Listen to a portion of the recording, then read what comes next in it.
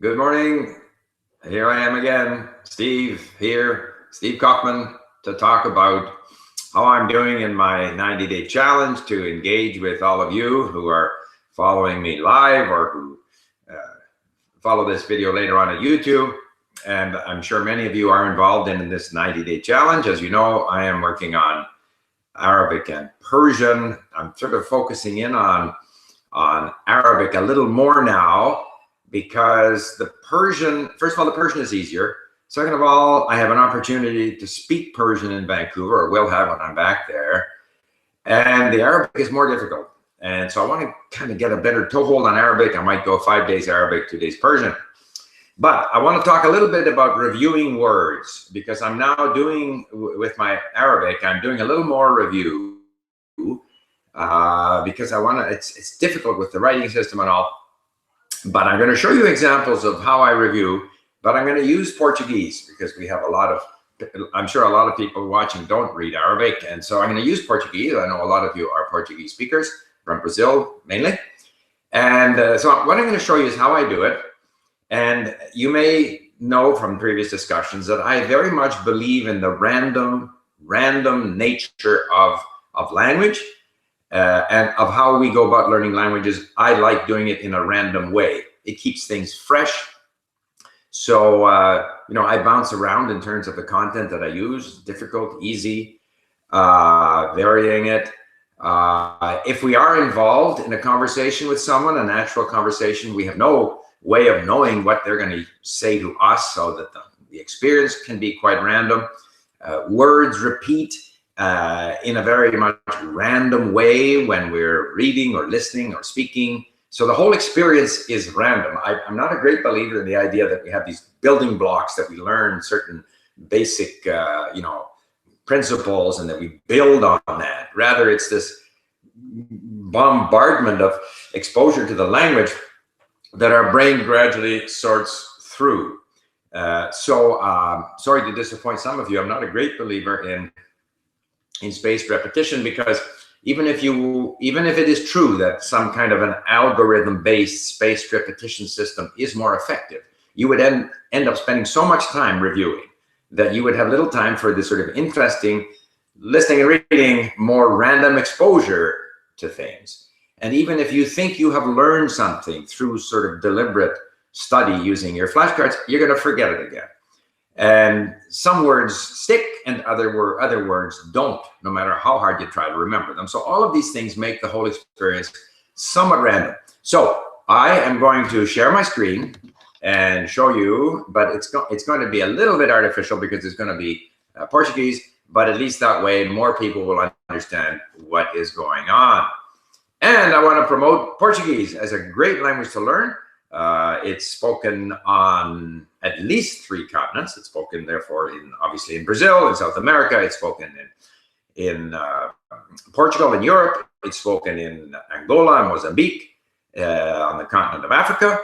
And quite honestly, they don't speak much Portuguese in Macau, but it may be that there are other parts of Asia where they speak Portuguese, but it's a major world language. Major world language, such as is Russian, such as is Chinese, such as is Arabic and Turkish, and there's lots of major world languages, not just English. But let me just demonstrate then with Portuguese. Screen share over here. All right, now, presumably you can all see this. So this is the Portuguese lesson feed at LingQ. Okay, we have this funny little symbol which combines the Portuguese flag and the Brazilian flag. It's always difficult. What do we use? We typically use the country where the language originated. So we use the Spanish flag for Spanish, even though there's more Spanish speakers in Latin America. But we decided that since the interest in Portuguese is so overwhelmingly for, you know, by people who want to connect with Brazil, so we kind of split the flag, half Brazilian, half Portuguese. I hope we don't offend anyone. But if I look at my lessons here, what I have studied in the past, because I did learn Portuguese at LingQ. Now, one lesson, one course that I've used a lot is this course called Café Brazil. So I will open Cafe Brazil. And, and we have tons of these from Cafe Brazil, and they're really quite good. So we'll open the one here. I don't know why it's up there. It's got 13% new words for me. And so we'll open it up. And let's see. So now, the first thing is you heard a Portuguese voice doing the text-to-speech. So I want to remind you that you can control that. So for whatever reason, this was set up with a Portuguese female voice doing the text-to-speech. We're going to change that to a Brazilian male, Brazilian Portuguese male. Okay, close. So now, amizade. So we've now got a Brazilian. So do remember that in these various languages, you do have, very often you have the choice of what kind of an accent you want to listen to. Granted, text-to-speech is not ideal. We do have the natural voice. Brasil, com Luciano Pires. Bom dia, boa tarde, boa noite. Pode crer, amizade. E tem muita gente que escreve perguntando quem coçou. So this is he's a great, very animated podcaster. And so it's a great lesson or a great course to use. One of the things as you go through now, as I'm going through saving words and phrases, I'm thinking about what I would like to review when I turn the page. Now, first of all, anything that is not a word, you have to eliminate. So that's not a word, so I hit X, it's gone. Okay. Steve. And use your key strokes to make it easier. So known is K, non-word, for example. Okay, so again, Stephen. I hit my right arrow, Stephen. and I go back and forth using the arrows. Stephen is not a Portuguese word, I hit X. Stephen. Covey is not a Portuguese word, I hit X. So those are now eliminated. They will not be links. They will not count in my statistics. All right. Now, it may be that sometimes, vou contar. I'm going to tell you. Vou contar. Vou contar. Is it vou a contar? Vou contar? I'm not really sure. I will save that because while I know the meaning there, Vou contar. I want to save that as a phrase that I'm going to work. Okay. Similarly here, para começar. Para começar. Para começar. May not be. Para these começar. are sort of phrases that I know what it means, but I maybe don't use them all that well. Cada vez fiz. So sometimes tenses can be a problem. So em 2001 fiz uma viagem. Okay, so I say that. Em 2001 fiz uma viagem. Viagem uma. Okay. Now, uma viagem. Okay. Uma. Okay. Now I normally do it on my iPad. There is a reason why this is not saving, but Achei. Achei que is also good to have as a saved phrase because it deals with the tense and it deals with a word that exists in Portuguese that doesn't exist in Spanish. So with that, we just save a few more just as an example. Cada vez que. Cada vez que. Okay. So, and retornar I don't need. So if I put my cursor there. Retornar is also an interesting phrase to say. So I say. Retornar. Okay. So then I turn the page. Now I have to. Now here, in going through these cards, you want to use your keystrokes to keep it fast. So it says here, for example, press enter to flip the card. Okay, press enter. And now that's not very difficult. I don't know how it got saved. So I want to get rid of that. So I can hit K. Vou contar. And that gets rid of it. Because you'll see here that it's what I can hit 2, 3, 4 to advance it. So as you'll see that if it's a 2, it's reviewed in 3 days, 7 days, 30 days, or known. So if I want to make this known, vou contar, but I'll make this a 3 because I want to look at it again. Cada vez que. Okay, now I have an opportunity to cada vez que Practice writing. Okay. Now, here again, cada vez que, I can move that to 3. I just hit 3. Quem? What was that again? Do you want to repeat it? Quem? Okay, well, that's not very difficult. But the point is, you determine the difficulty of, okay, I didn't hear it properly. See, the dictation is very good because it forces you to listen more carefully. King, who? Okay, make that a 3. Okay, so the point that I wanted to make here is that I go through, now let's get out of this. I go through, no, sorry, we'll do this again. Hold on. So you can, Eu precisava me expressar. you can decide in your review settings, you can decide which of these different flashcards you want to do. Sometimes in my Arabic, I just do dictation because I want to improve my knowledge of the writing system. You can sometimes, you don't want to do multiple choice or closed test. So you can very much determine which activities you want to do and how many do you want to do, and all of these things you determine. And I tend only to review, either I'll review when I turn the page in a lesson, or I can always go up here and click on these links and go through, you know, a solid dosage of these phrases in whatever order I want. And I can save phrases, and then with the dictation, I have to type out the phrase, which is also kind of good. So, and I do it very much on a random basis. I'm in a lesson, I'm turning the page, I'm going to review some words and phrases. And again, you'll notice that for whatever reason, when we bring in these podcasts from Café Brazil, there is this funny word that shows up. So wherever that shows up, of course, you have to eliminate it. Xing it. Okay, wait, X. Aqui. Gone. Down here again, gone. So Grupo. you have to try to control what goes into your statistics. But I just thought I'd quickly review that. And then I want to hear what sorts of experience you have had with different forms of review, how you use the review function at LingQ, or what other methods you use to review your words. Okay, so I just thought I would start that to start a conversation about reviewing. And I again, you know, my approach to it is to make things random. I don't want to commit myself to, you know, a certain number, a stack, so to speak, of words that I have to review every day, because there are, you know, literally, like in Portuguese, even in Portuguese, I have 20,000 words.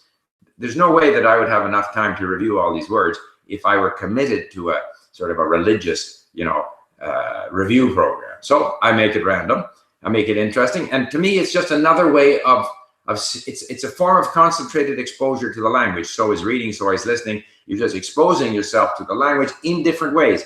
Another advantage of reviewing is it's another thing you can do. So when you're tired of listening, tired of reading, now you can do this other thing, which is review. And you can also adjust it so that you can include dictation or not include dictation or just do dictation. So it introduces some variety, some randomness, and gives you a different form of exposure to the language, because it is essentially through exposure to the language that we're going to acquire it. So enough of that. Now let's see what sorts of comments and questions we have here. Let's go to the very top here. Salaam alaikum. Okay. Stephen Krashen says, read all the time. He says, listen nearly all the time. Okay. Okay. Read all the time. Obviously, if I have dedicated learning time, I read. So if I'm going to sit down here, I read. Not only do I read on my iPad, usually. I save links and I review my links. I listen when I am doing other tasks. I can't read and vacuum, but I have a quiet vacuum cleaner and I can listen and vacuum. I can listen and do the dishes. I can listen and drive. I can listen and work out. There's so many places where I can listen. And then when I listen, as I explained earlier in my little talk on curiosity, when I listen, there's things I don't understand. So that makes me curious. What was that word? And then I go and read it. So that listening triggers the reading. But absolutely, reading is powerful. I find reading is better for acquiring vocabulary, especially when I do it in the sort of LingQ environment. And listening, repeatedly listening to the same content helps prepare you for speaking. So both are true. Thank you for these daily live streams, says Matthew. You're most welcome. Okay, what does keep your vocabulary? Okay, what do I mean by that? Mateus asks. By random, I mean, because I can't possibly review all my 20,000 words in Portuguese or even my 8,000 words in Arabic. I can't regularly review them. I'm not going to do a spaced repetition system where I commit to reviewing these words according to this sort of frequency that's determined by an algorithm, so that every day I have to review however many hundred words, because I don't like doing that. I'm keen to read in Arabic, to listen in Arabic. I'm looking forward to doing it.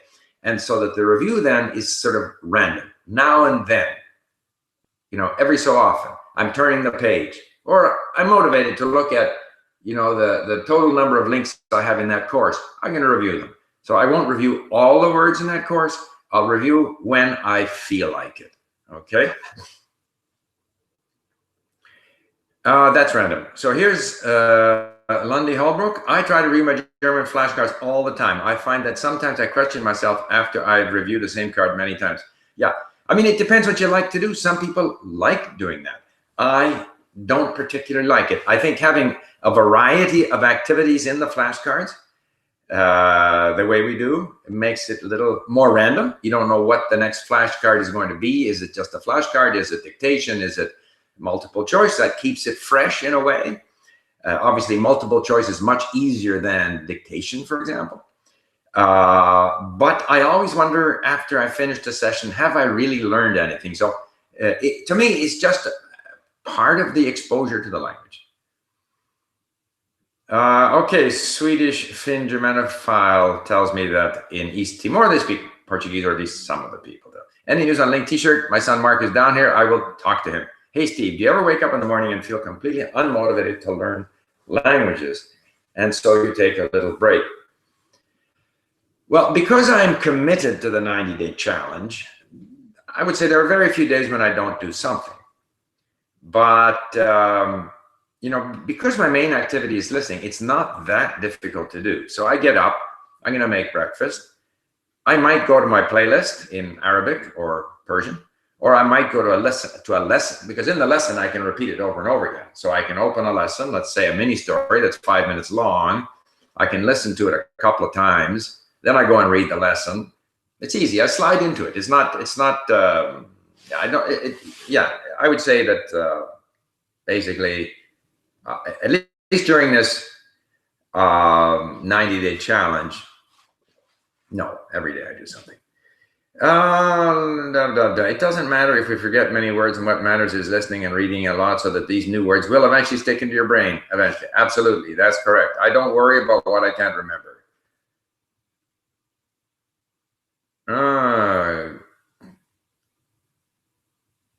Okay, could you add a grammar guide and the mini stories for Swedish? I think we have some Swedish mini stories. We are adding some more. Eric can tell us if we have Swedish grammar in the works. I'm not sure. Is it reasonable to, here's from Aaron McLean Burleson, is it reasonable to reach a level of fluency in a language where you can one day learn a third language in the second? Oh no, that's absolutely possible. Absolutely possible. And it becomes possible when you no longer feel that that's a big deal. You're almost as comfortable using the second or third language to learn a fourth language because you understand most of the explanations.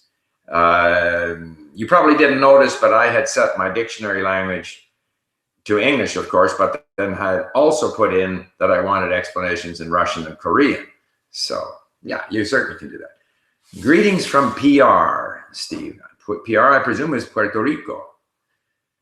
I keep my Chinese vocabulary coming from articles that are of interest to me and use Pleco SRS flashcards to function, but it sometimes gets boring. How can I attack this issue?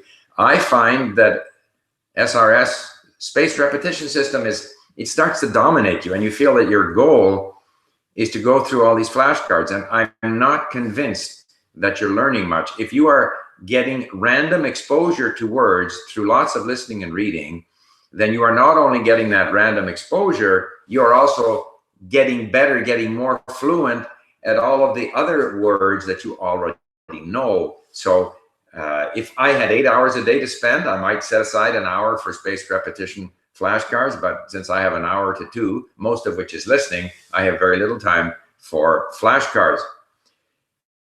DK Master Steve, if one were to do SRS in addition to listening and reading, would it be more beneficial to learn common words or rarer words? Okay, I mean, certainly there's little benefit to doing spaced repetition for very common words because they will show up so often anyway that you'll get plenty of exposure to them. If there is a use for spaced repetition, then it would be more for the uncommon words.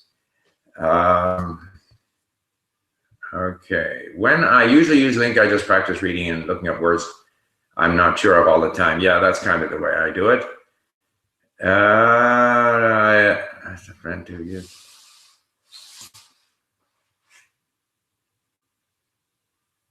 Okay, so advice to someone taking the IELTS test, lots of listening and reading, use LingQ. I mean, all these tests basically test your comprehension, therefore your vocabulary, therefore your listening comprehension. Therefore, to get there, you have to listen and read a lot. I don't think there's any shortcut. Studying lists of words that are likely to show up, I don't think in the end is going to prepare you.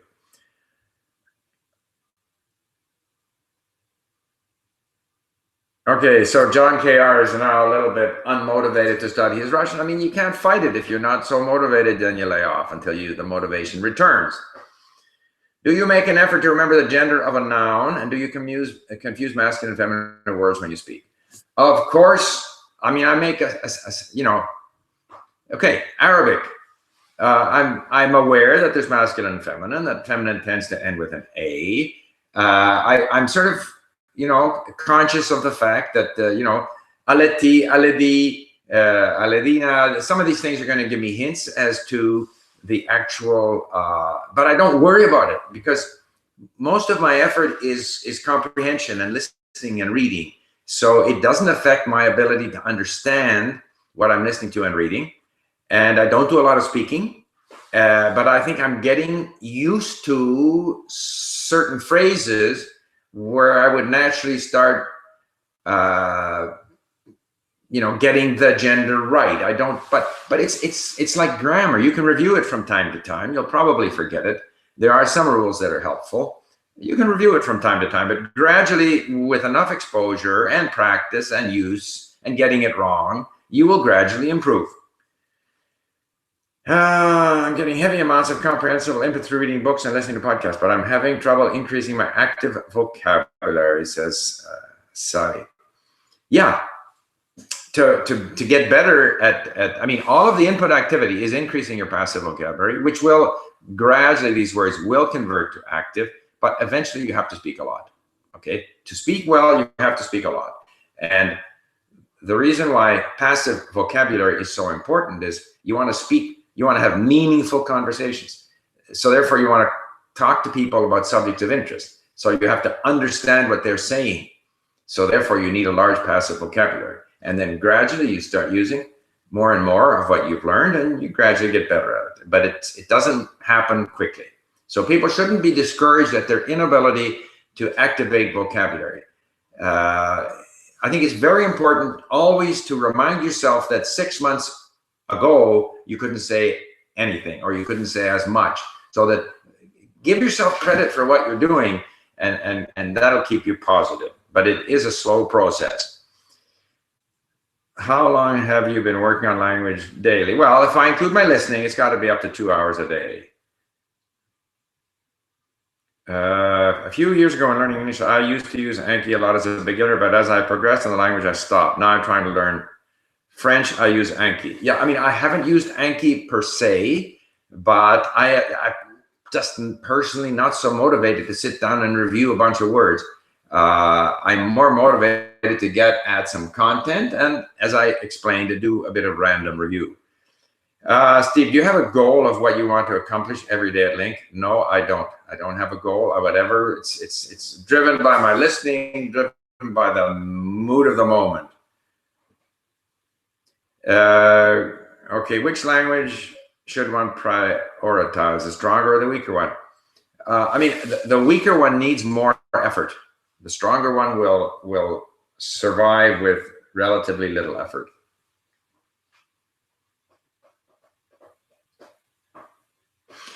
To go from B to C1, how often would you recommend speaking sessions with a tutor?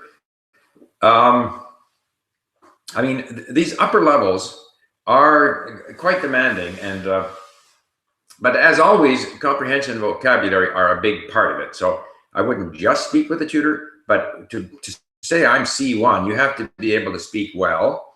And therefore, what I would do is I would say I would start with 3 times a week. And if you feel you can benefit from doing more, but there will be times when you feel that you want to spend that time, I mean, because we only have X amount of time. So do you want to spend that hour speaking to a tutor where you may be going over some of the vocabulary that you already have, or do you want to spend that time trying to enrich your vocabulary? I think this is a matter of trial and error.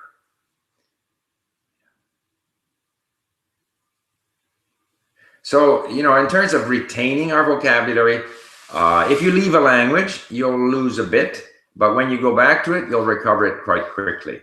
And vocabulary that you forget and relearn tends to stay with you. So it's not something to worry about.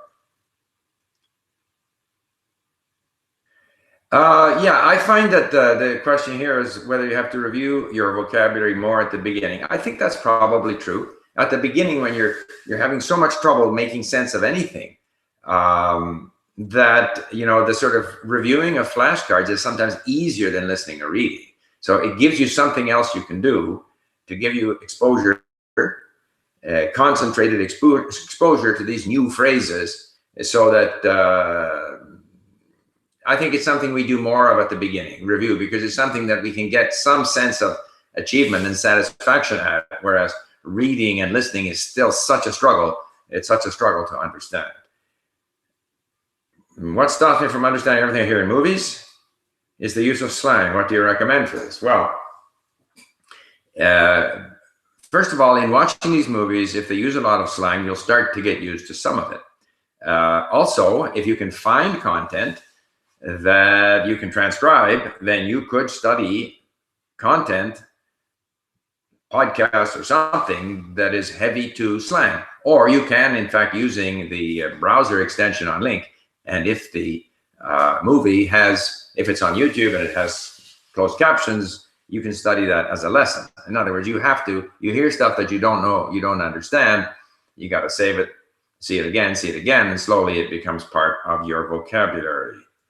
I never review words, but I should. Not necessarily should. You do what you want to do.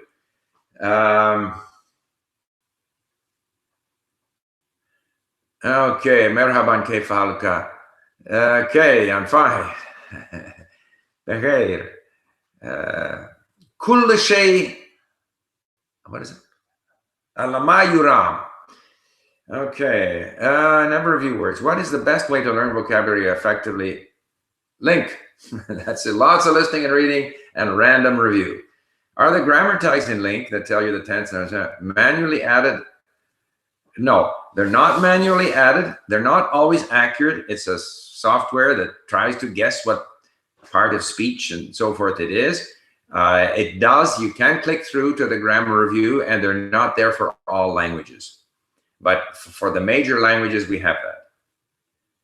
Luke Connor, he appreciates these Q&A sessions. That's great. I enjoy doing them. Which is the most important tense in English? There is no more important tense in English, and I don't even think there's a more difficult tense. You just have to get used to it. It's random. The present tense, I would say one thing, that when in doubt, use the simple form. So rather than trying to use the continuous form, use the simple form. I went, I had gone, or whatever. Just keep it simple, and it'll help you. Okay, looking good today. Yeah, I had slept really well last night. Some days, some nights you sleep better than others. What do you think of drilling, of repeating a sentence several times? Well, again, it's whatever you're willing to, it's your threshold of pain. But I don't do a lot of drilling. I don't do exercises. I don't answer questions. I like exposing myself to interesting content and doing the odd little bit of random review.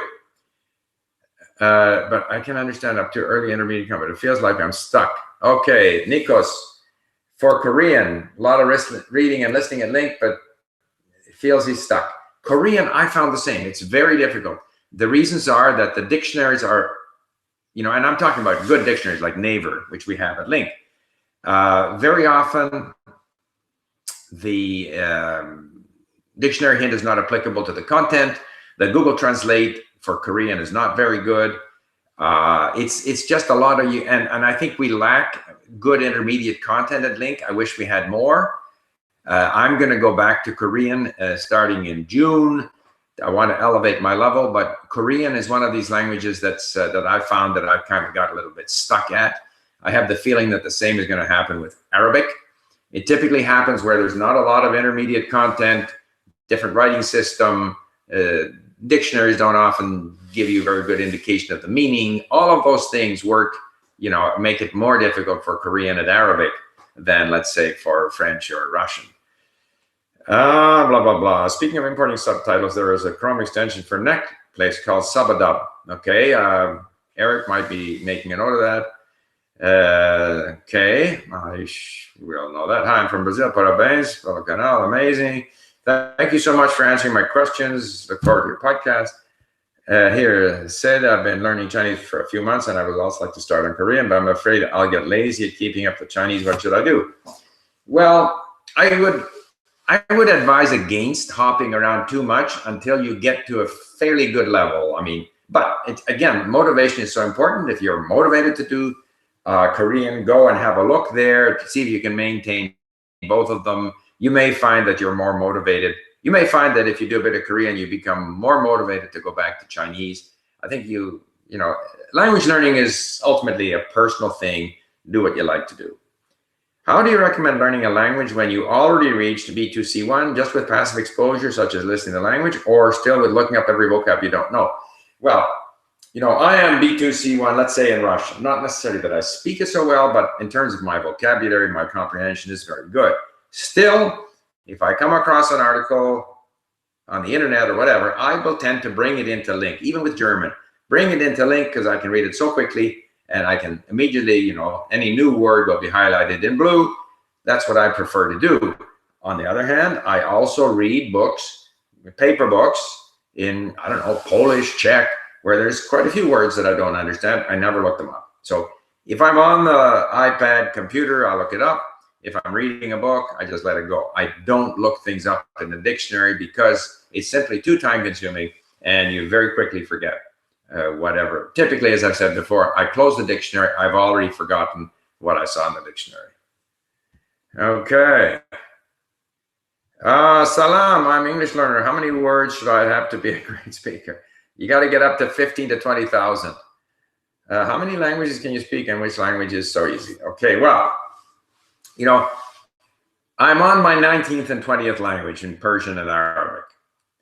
I can speak limited Arabic, Persian. I have simple conversations. The top 10 languages, I can speak comfortably on a variety of subjects. The next sort of declining degree of proficiency, let's put it that way. How do you deal with the feeling of being overwhelmed by information? I can barely speak 3 languages so far. I can only imagine. There are times when I'm trying to look for some word in language A and everything that comes to mind is in language X. Yeah, it happens. But once you kind of move into that language, then that doesn't bother me. ある程度英語を話すようになりましたが、難しい話やニュースなどがわからない。What's this? Vocabulary So to increase vocabulary, that's what LingQ was designed for, to increase vocabulary. In other words, lots of listening and reading, but an easier way of looking up words, of making sure that you remember that you've seen these words before, the opportunity to do some occasional review, and the fact that everything is there, convenient for you. Content in our libraries, the ability to import stuff. So it's a place where you can in a structured way, expose yourself to a lot of hopefully interesting content.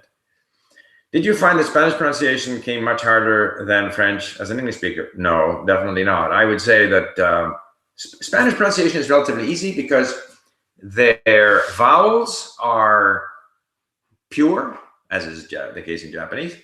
The language is written the way it's pronounced. That's not the case in French. So no, on balance, I would say Spanish is easier to pronounce than French. Charles Powell, you got it. For any language learning issue, Steve's golden rule of thumb is just do more listening and reading. Yes. Trying to learn Chinese, how can I review Chinese vocabulary? Well, it's no different than any other language, except that you have to put that specific effort into learning the characters. So that's, you know, that's a separate area of effort. 15,000 words. Does a verb with all of its conjugations count as just one? No, the way we count the words at LingQ is that every form of a word is identified as a separate word. That's because that's the only way the computer can count them. And I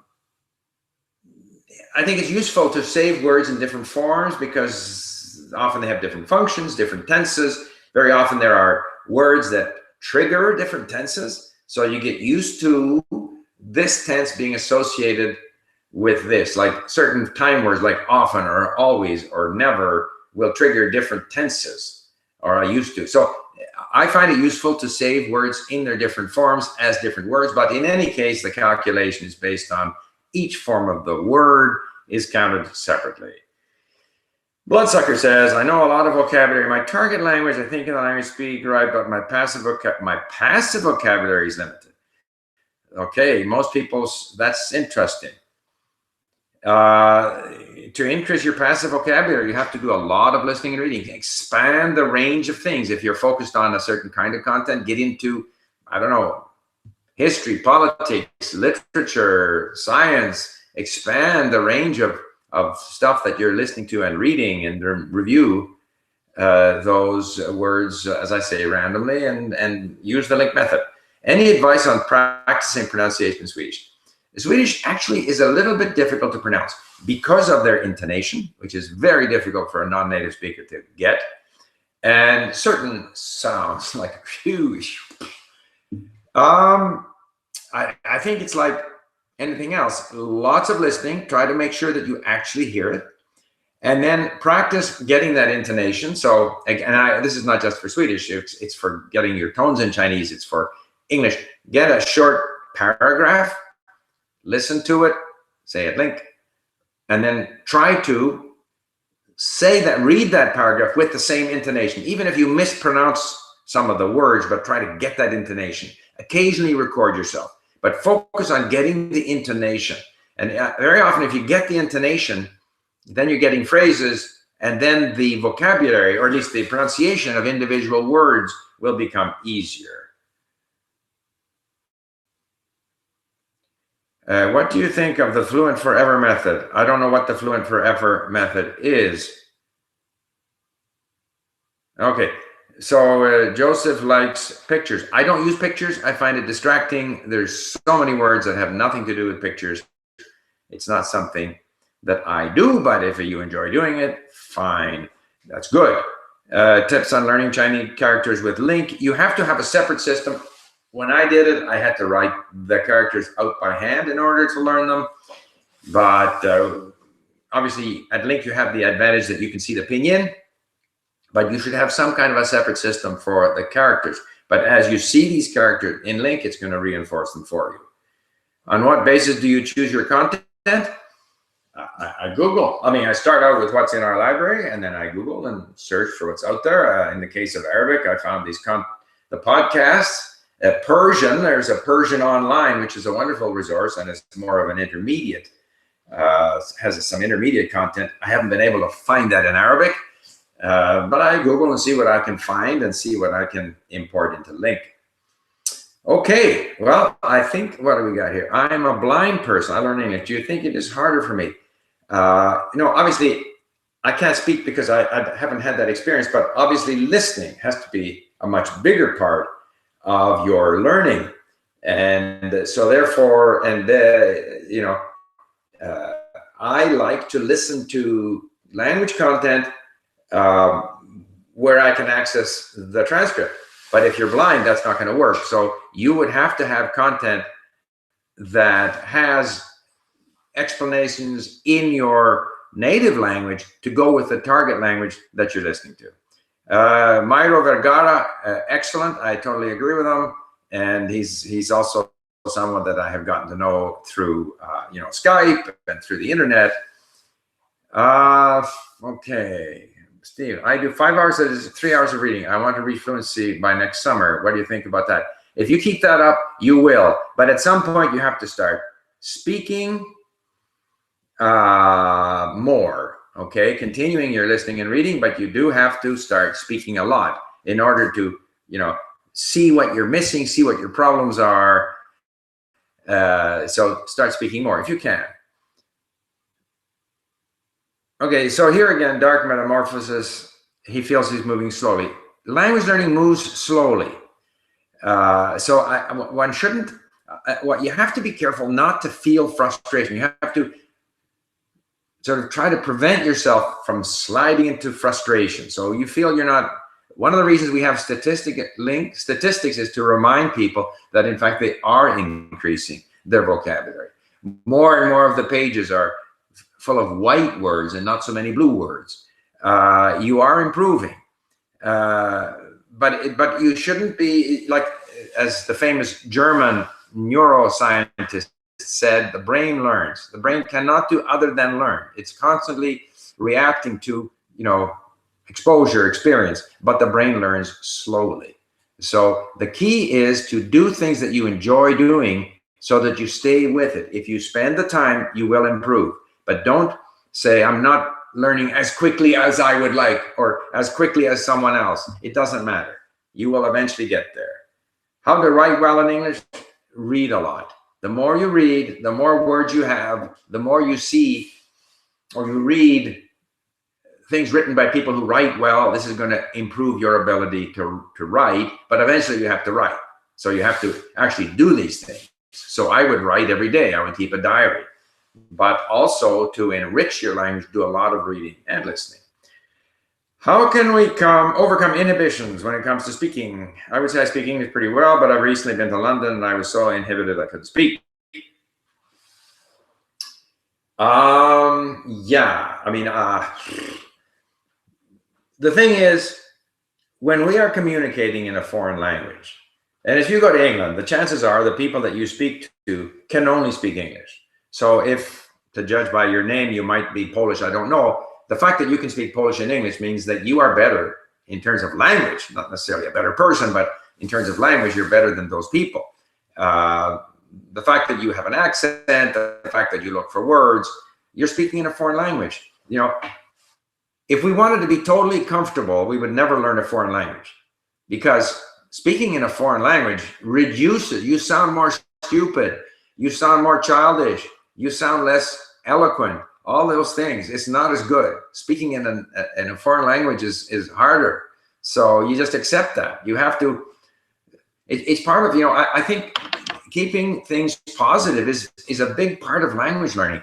I'm improving. 6 months ago, I couldn't do this, or 2 years ago, I couldn't do this, and now I'm doing this. And patting yourself on the back.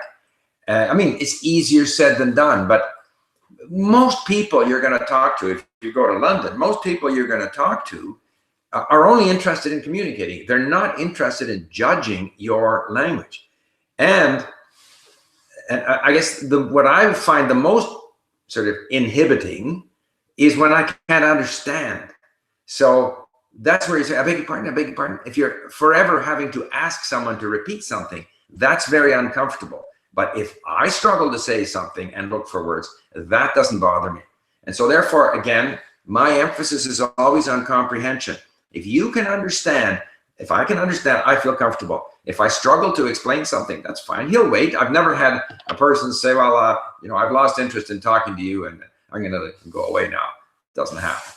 So that's the only advice I can give you, Daniel. Just be happy that you're able to communicate. Like if I went to, again, I don't know if you're Polish or not, but if I went to Poland and I could understand what people were saying, and and people spoke to me, and some people might revert to English, and that's fine. But a lot of people would communicate with me in Polish, and I would make mistakes, but I would feel happy that I'm able to communicate in Polish. But my emphasis would be on a lot of listening and reading so that I have a chance to understand what they're saying. Yeah, that's Marcos. Yeah, just keep going. Absolutely. Yep. Hey, Steve, I got a question. How can we recall better new words? My main issue is I am exposing myself to a lot of interesting content like LingQ, reading lots of poems and books that I've taken. How can we recall better new words? Okay, there's no magic. Some words stick and some don't. And sometimes if you feel that this word would be appropriate, just use it. See what happens. It may be right. It may not be right. There'll be some feedback. And certain words will bubble up in a conversation. And I think we just have to be brave enough to try to use them. And if we use them incorrectly, it really doesn't matter. There's no great damage done. So, but some words are forever going to stay hidden. You'll recognize them. You would like to use them. You can save them at LingQ. I find that the things that I want to be able to do, I save at LingQ, save as a phrase, then I do the dictation. I find the dictation, I get the feeling, might help me retain some of those words and phrases better. And you just hope for the best. I retain just a few of them. How can I deal with it? There's no dealing with it. Like, whatever you can do is good. So if some words you simply can't remember them, then that's fine too, as long as you can communicate. Chigum.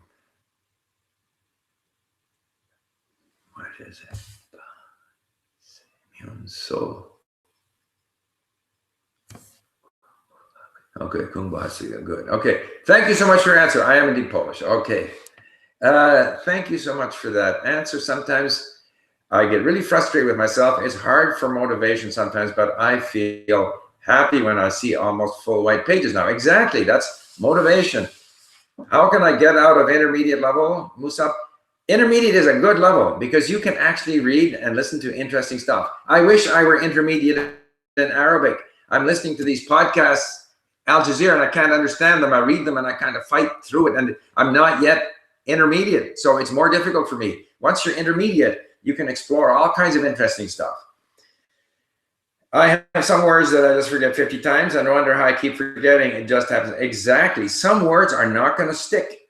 Some words are not going to stick. And some words, for whatever reason, sometimes very rare words, you remember them. Steve, your motivation keeps me motivated. All right. Thanks, Steve.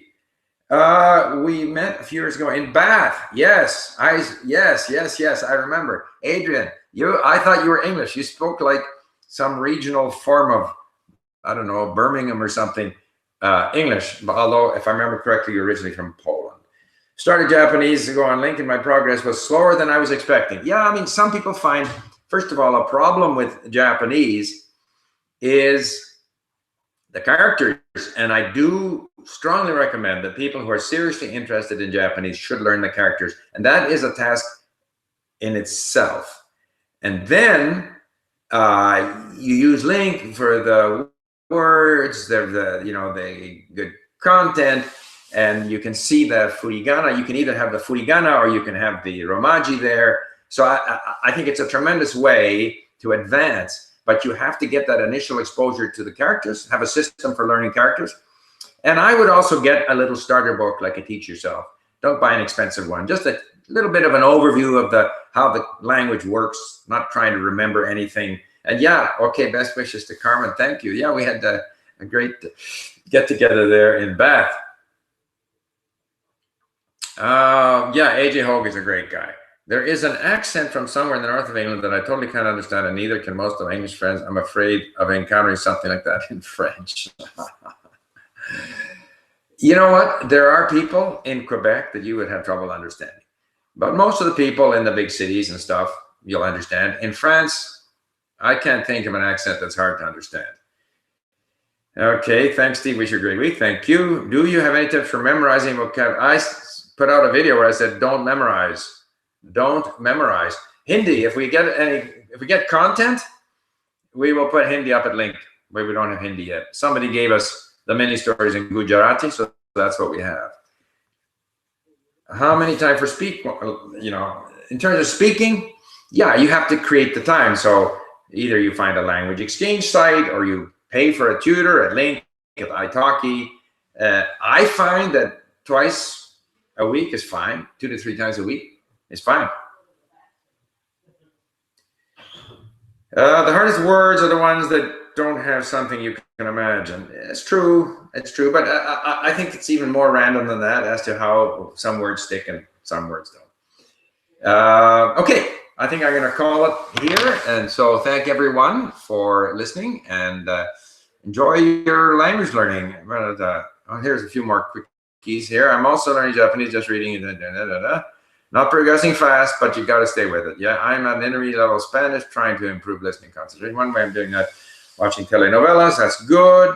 Is it better to first learn Spanish than French or vice versa? Depends what you're motivated to do, but probably Spanish is easier for most people. Okay, bye for now.